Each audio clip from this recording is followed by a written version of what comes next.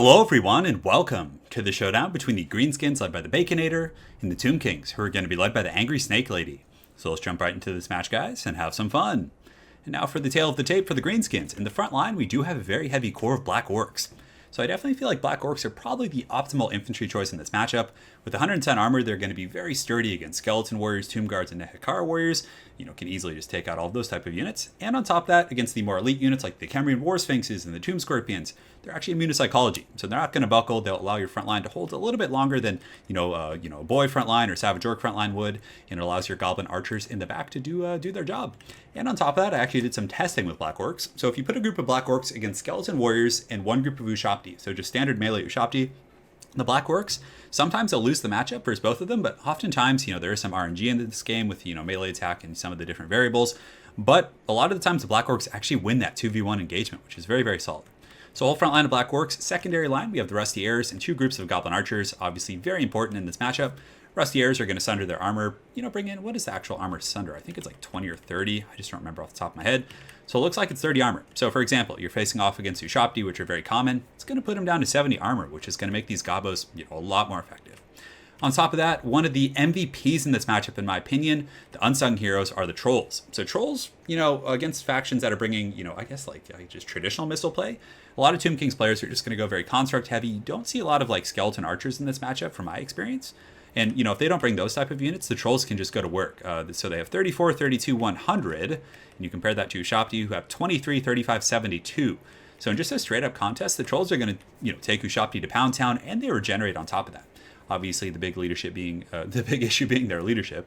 But if you can kind of, balance that well and micro them effectively, you can definitely get your value.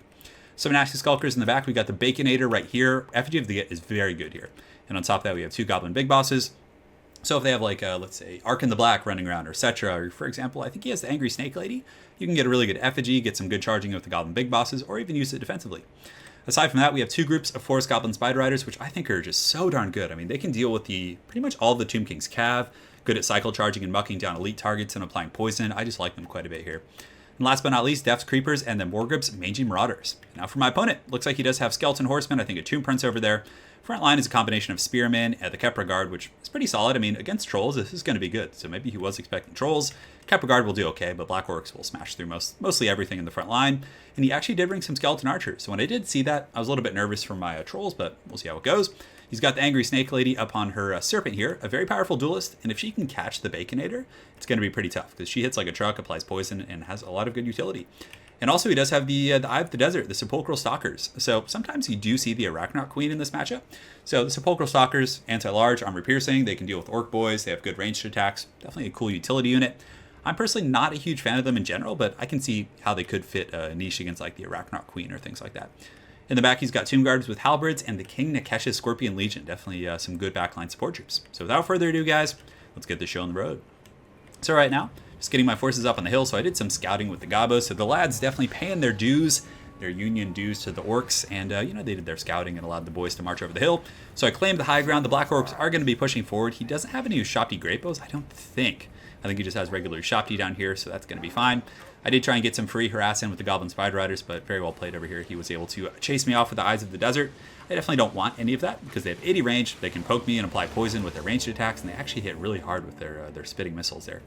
In the back, my opponent also has some carrion, so he has one here and one here. In the far side, it looks like he ran into the forest there. I was trying to get a fight, because the Goblin Big Bosses plus these and the Baconator would have easily been able to mop up that formation over there. So now the Trolls and the Black Orcs are just going to be pushing in the front line. Trolls do very well against the Kepra Guard and the Ushabti, but definitely need to keep them away from the spear. So he's going to be shooting in at the Skeleton Archers on, looks like on some of my Trolls here, and I do get in a little bit overzealous with those Trolls in the front, but it's okay. So they take a bit of damage, but the Black Orcs are going to be right behind them, and at least the Black Orcs can take the brunt of the charge. So a very nice Angry Snake Lady Vortex right there, but still the Trolls will get up. You can see they're not taking too much damage. They should be able to heal through that. And in the meantime, my Skirmisher Cav are up on the high ground. I'm just basically putting all of my firepower into the Ushabti. And I did have a little bit of a lapse in my formation here because I committed very heavily to the middle. So I do have my nasty skulkers pushing to intercept here. And the goblin archers are just kind of going after Ushapti. So my trolls are taking a lot now. It's begun to kind of pile up on them. Snake Lady ran in there. His archers are doing very well here and here. And yeah, of course he has pretty good infantry. But the Black Orcs here, just buckling this formation, over here they're getting wrecked. So basically, these Black Orcs are going to be able to push through with impunity. The Skeleton Spears will go down, probably get the Tomb Guard pretty easily, and then, I can kind of just hopefully hold here. And you can see the Black Orcs, like I said, being very durable, just kind of holding here, just tooth and nail. Just a very, very kind of wild fight. But, we're trading. Our constructs, his constructs are going down very rapidly. This group of Ushapti's at 7, this group is at 11. Very poor HP, so the Goblin firing line doing some solid work. And all I really lose is like one group of trolls. I mean, the trolls are pretty low and the Black Orcs are, but these trolls can still regenerate and have 8 models, so hopefully they will. And I think I sent 2 groups of trolls in there. Did I? I think I sent 1. I'm not sure where the other one went. But the Nasty Skulker is doing a very good job just kind of plugging the formation here. And, even these little lads are doing pretty good against the Skeleton Spears. So I had a second group of trolls. I think I kept them on auxiliary to protect them. But in the back, he does line some carrying and starts trolling my back line. So I get my big bosses to help out. And they should be able to clean up the carrying quickly. The other side, though, not so good. The poor little lads are just getting swarmed by these carrying and just picked to pieces. I didn't have ample protection. But the trolls do route with 6 models. They still have quite a ways through their healing cap, so they should be able to regenerate. Black Orcs here are now engaged with Tomb Guard, so we had to pull those guys up. And in the meantime, I get my 4 Goblin Spider Riders in the back on those Skeleton Archers. Over here, I'm trying to get on those archers. I did get a charge, but he reacted very well with the Scorpion Legion, so I'm basically just like looking for opportunities to strike here and get in that back line. So he gets his summoned Ushapti in the front. Balance of power is a little bit in his favor here, but the Black Orcs are still fighting strong, and that's why they're so good. Good leadership. Immunity to psychology, not so much a factor here because none of his units cause terror, but you get to see the Black Orcs actually fight Ushapti really well. And things like Ushapti's anti-infantry monsters are typically very good against great weapons, but Black Orcs just hit so darn hard, and their melee attack is really good. So yeah, they're just kind of fighting here. The Black Orcs have the support of some of these trolls who, I don't think they got a lot of kills, but they did some good HP damage.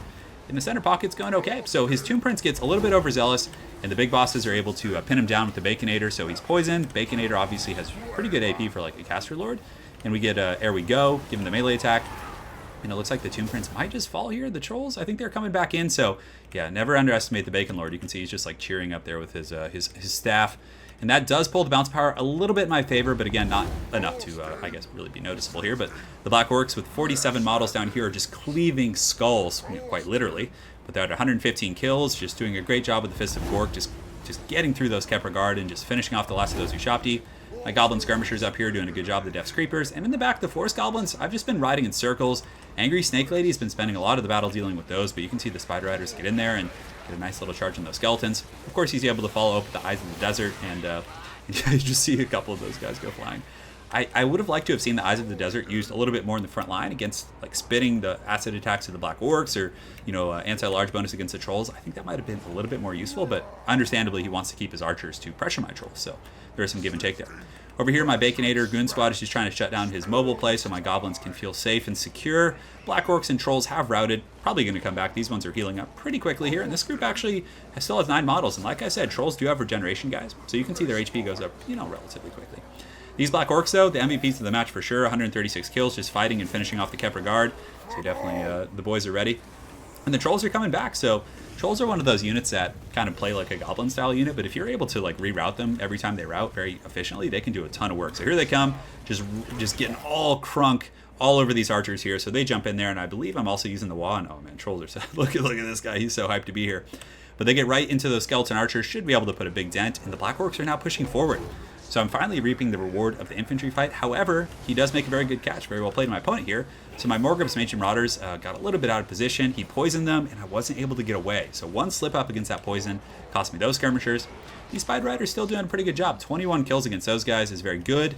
And basically, my opponent and I are both just kind of securing our back line. So he's secured over here and is doing okay in the middle. I think I have the advantage with the Black Orcs, and I was able to secure this formation.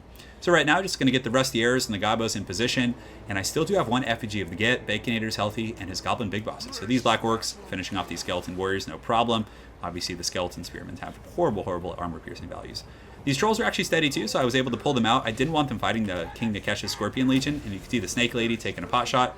And it looks like she does knock that Troll over, but I don't think it did a lot.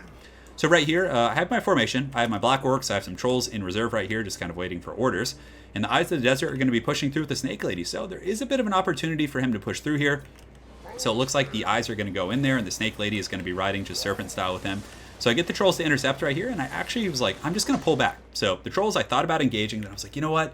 They're just so good with their anti-large, so I actually get them with an effigy right before they make contact with the trolls, and the goblin firing squad is ready. So all 3 of my goblins in close proximity and position, so you can just see the eyes of the desert are just going to get melted by just a sheer density of fire, and the constructs are just falling to those lads. So the Git's definitely doing a very, very good job here. You can see they're down to 11 models, and they just get erased by those goblins, just taken, just removed from existence.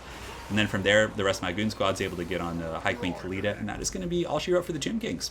Yeah, I think they just had some spears, and that's GG. So yeah, guys, I think trolls are really good. Even though like they did rout, they always came back, and it gives you that kind of middle presence stopping power that you really need to take care of Ushapti and other monsters. And even against Tomb Scorpions, they do a darn good job. Like they can get their high mass, they can pin the Tomb Scorpions, they can pin the Cameron War Sphinxes, allow your Gobos to fight a little bit longer. Whereas if you just rely on Black Orcs for your high mass in the front line, I find that they do a good job fighting, but sometimes big monsters can push through them into the back line, but trolls don't allow that to happen. So I really would recommend trolls in this matchup. Granted, they can be countered if the Tomb Kings are expecting it, but that's just my 2 cents. Forest Goblin Spider Rider is very good. They can beat Skeleton Horsemen. I'm not sure how they fare against Nehekar Horsemen. They would probably lose, but they do have poison, so I'd have to do some testing, but just a great utility unit. They have shield, so against Bowfire, they're more resilient against Skirmisher Cav. And yeah, so I definitely like this army composition quite a bit. I usually bring some sort of a variation of this. And for my opponent's army composition, the Snake Lady is a decent choice. I think that, yeah, so obviously people are just trying different things, but the most competitive choices are Ark and whatnot. But Khalida is good. I think she's up there. Khalida and Setra are both pretty good choices. She has some pretty crazy Vortex abilities, is a very powerful duelist, very efficient at sniping lords and characters and things like that. And yeah, so the Skeleton Spears, all that kind of good stuff. I like that because it was kind of like intuitive counterplay against the Trolls. The Carrion, they kind of got fended off a little bit. The Ushapti, I would have liked to have seen like a Cameron War Sphinx or a Tomb Scorpion, just like having that heavy AP in the front line. And even if it's not great against Black Orcs, just like those big constructs give you a lot to think about. But I did like his army composition. Carrying to harass. The Eyes of the Desert and Khalida, I would say, are a little bit experimental here. But yeah, it's definitely cool to see those guys in action. So very well played. My opponent, Atticus. Look forward to running into you again on Ladder Bud. We always, he's actually someone I talk with in Discord. So very well played, man. Look forward to running into you again. And hopefully you guys enjoyed this battle between the Hog Lord and the Angry Snake Lady. Have an excellent night, guys, and take care.